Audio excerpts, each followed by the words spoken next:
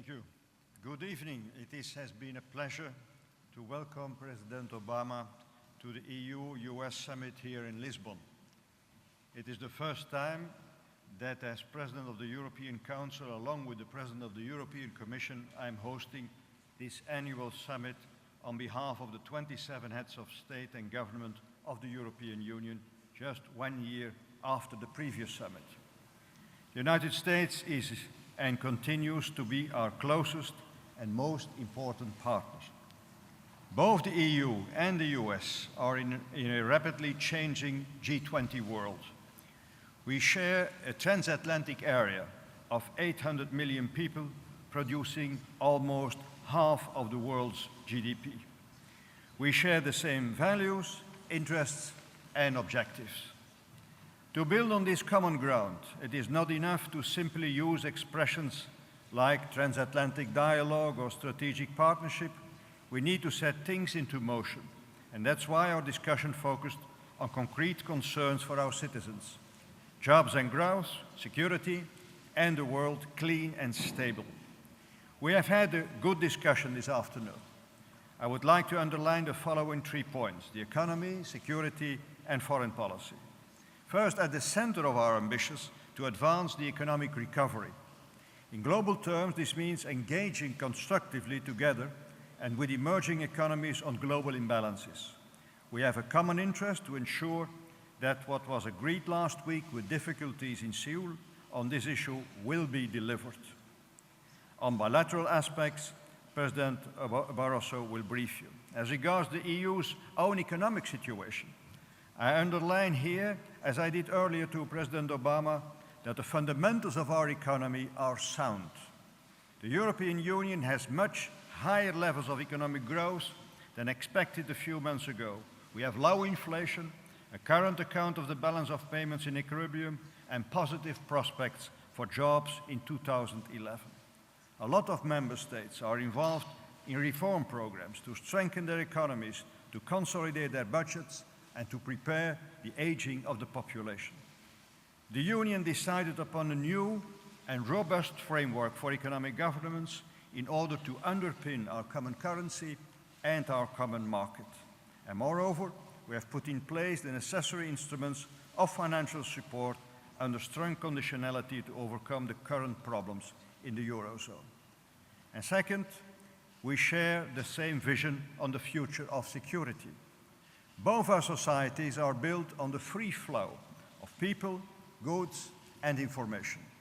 The networks these flows require face threats of a new kind: terrorism, market disruption, and cyber attacks. The European Union and the US cooperation has added value here. And that's why we decided to develop our partnership on a wide range of security issues. This needs to be founded on our respect for fundamental rights and freedoms. On cybersecurity, as also stated earlier at the NATO summit, is a threat with an immense impact. EU-US cooperation in this field can contribute to protect ourselves against it. I'm therefore happy to announce that the European Union and the United States will enhance their cooperation by creating an EU-US working group on cybersecurity. The working group will report progress within a year. And furthermore, speedy compromise on a comprehensive EU-US data protection agreement will significantly facilitate all negotiations between the EU and US on passenger name records, cybersecurity, fight against terrorism, and transnational organized crime. And third and last, on foreign policy, Iran's nuclear program remains a grave concern to us all. I recall to President Obama the EU's restrictive measures on Iran adopted in June. Without our working together, the sanctions would be inoperative. I also informed the President that we believe we now have a very good chance to engage Iran in direct talks under the leadership of the High Representative on December the 5th. On Sudan, we need to ensure that the upcoming referenda reflect the will of the populations concerned. In order to build confidence in the referendum, the EU is deploying an electoral observation mission. Regarding to the Middle East, I expressed the Union's support to President Obama's efforts to put the direct talks back on track. I also recalled the EU's vital contribution to the process through our assistance to the Palestinian Authority. And on EU-NATO relations, we all welcomed yesterday's agreement on NATO's new strategic concept. I reiterate to the President my belief that we have an opportunity to make serious progress on the EU-NATO strategic partnership while respecting the legitimate concerns of all EU member states and all EU allies, and without discriminating anyone. We had, ladies and gentlemen, a fruitful summit. We saw eye to eye, and Mr. President, I wish you a good trip home. Mr. Barroso, please. Thank you. Good evening, ladies and gentlemen. President Van Rompuy presented the main results. I will not repeat them. You have a joint statement that shows the level of our ambition for this strategic, vital relationship. I will not go into details. Let me just say that we covered a lot of ground, and we have committed to this continued dialogue and close cooperation. We have tasked our ministers, our commissioners for concrete work. We have committed to further consultation and, in fact, more deep consultation on many matters, bilateral and also global issues. My impression, I'd like to convey to you my impression about this summit. It was indeed a very intimate, friendly, focused summit. No one read notes. There was a real dialogue, and I think this is indeed what we are looking for when we discuss these kind of issues at summit level, so that there is a real exchange about the priorities so that we can set to work for the future. And there was, in fact, a great sense of convergence, common strategic goals, and the willingness to work together on bilateral and on global issues. On bilateral, we have agreed that there is still potential in our transatlantic economic relationship, so we have tasked now the Transatlantic Economic Council to do more and to achieve concrete results in terms of regulatory convergence, eliminating some barriers to trade, what we can do to create new sources of growth on both sides of the Atlantic, growth and jobs. That's what our citizens expect from us on both sides of the Atlantic.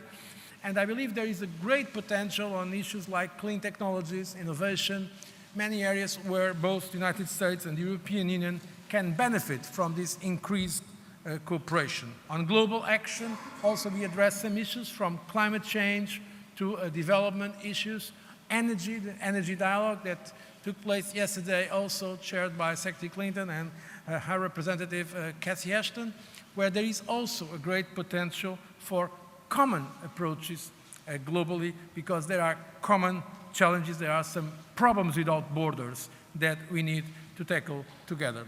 So let me conclude with a very personal remark. I have been to many summits. I think to a large extent it was different because of the intimate, informal way these matters were addressed. I really have a lot of admiration, I have to say, by President Obama's physical resilience after all the summits he has been, still in Yokohama time. And I really want to thank him for the quality of the exchanges. I think we have now a great foundation for the work between the United States and the European Union in the next years. Together we can do much more in our relationship that is so important for our people on both sides of the Atlantic, and I thank you all for the great contributions for the success of this summit. Well, thank you very much. Good evening, everyone. It is a pleasure to be here with President Barroso and President Van Rompuy. I am proud to be here. I was proud to meet with the leaders of the 27 European member states during our summit in Prague last year. I was pleased to welcome President Barroso and the EU leadership to the White House last fall. I have been pleased to work with both Herman and Jose at the G20 context, and today marks our first summit under the EU's Lisbon Treaty. So it was also wonderful to meet Cathy Ashton, who's doing outstanding work. You know, this summit was not as exciting as other summits because we basically agree on everything. But nevertheless, I value these meetings for a simple reason. America's relationship with our European allies and partners is the cornerstone of our engagement with the world, and it's a catalyst for global cooperation. Whether it's creating jobs for our people, sustaining global economic recovery, protecting our citizens, preventing nuclear proliferation, the United States has no closer partner than Europe. And we're not simply united by shared interests, we're united by shared history, by shared democratic values, a shared set of traditions that have endured for generations. That's why the United States needs and wants a strong and united Europe. That's why our summit today focused on three important areas of mutual interest. First, we agreed to take a series of steps to increase trade and investment, which already amounts to a $4.4 trillion relationship and supports millions of jobs on both sides of the Atlantic. We directed our Transatlantic Economic Council to focus on streamlining regulations, encouraging innovation, eliminating barriers that hamper trade and investment. And building on the progress at the G20 summit in Seoul, we reaffirmed the need for currencies that are market-driven and for countries with large surpluses to boost domestic demand. Second, we reviewed our close security cooperation. We saw with the recent security alerts in Europe, as well as the plot that was disrupted to detonate explosives in cargo flights, that we have to work every day to keep our citizens safe, and we will continue to do so. From our common efforts to address Iran's nuclear program to our work together in Sudan, we're also partners in promoting stability and averting crises around the world. And now that that NATO has agreed that the transition to Afghan responsibility will begin early next year, the EU's role as a major donor to Afghanistan and a trainer for police forces will only become more important. Finally, we're coordinating on a series of global issues. With regard to climate change, we directed our U.S.-EU Energy Council to find ways to bring clean energy technologies to market faster, and we're standing by our Copenhagen commitments to reduce emissions as we work towards Cancun. And as the world's source of most of the world's development assistance, we agreed to better coordinate our assistance and ensure a more effective division of labor to avoid duplication and inefficiency, as I've called for in our new development strategy. So, again, I want to thank President Barroso, President Van Rompuy for their strong leadership and their partnership. I am confident that if we continue to deepen the close cooperation between the United States and the EU, we can deliver greater security and greater prosperity for our 800 million citizens on both sides of the Atlantic. And let me just use this opportunity once again to thank the people of Portugal for the wonderful hospitality.